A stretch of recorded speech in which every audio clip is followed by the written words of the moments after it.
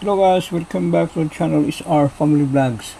Once again, nandito na po ako para ibagi po sa inyo lahat tungkol sa mga collectible na barya, collectible na banknote. So, ang pag-uusapan po natin guys tungkol po sa 5 piso Emilio Aguinaldo 1997. Ito po ay patuloy po namin binibili. Direkta PM na lang po yung mga viewers. Ito po ay nabili ko sa collector, no? Collector siya pero hindi naman siya vlogger, no? Napag-usapan po namin yung presyo guys, no?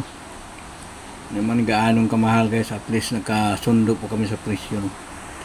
Mga ganitong klaseng error guys, no, ay patuloy po namin binibili, no? 1997, kahit anong year. Yan, zoom na yan, oh. Ito po ay mga rare coin, mga ganitong klaseng error, no? Ito po ay tinatawag namin na double die error, no, or doubling error. 1997 with mint mark. Yan. Tignan nyo po yung baba ni Emilio Aguinaldo. Nagkaroon na po doubling, no. Yun ang bibihira lang mangyari, no. Tsaka sa ilong niya guys, oh.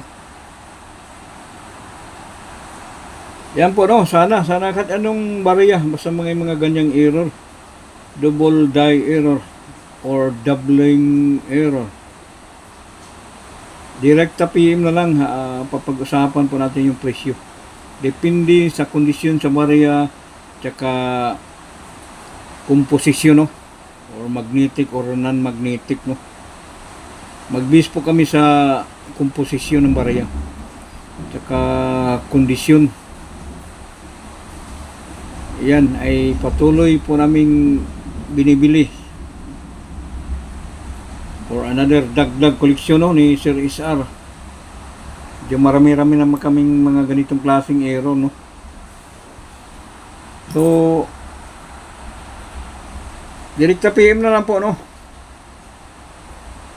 Yun, pagkagandang error yan, ganyang klaseng coin, double die error 1997. Yun lang po, no. Thank you very much mga kagrupo, no, Luzon, Visayas, Mindanao. Maraming salamat sa inyo lahat. Bye bye.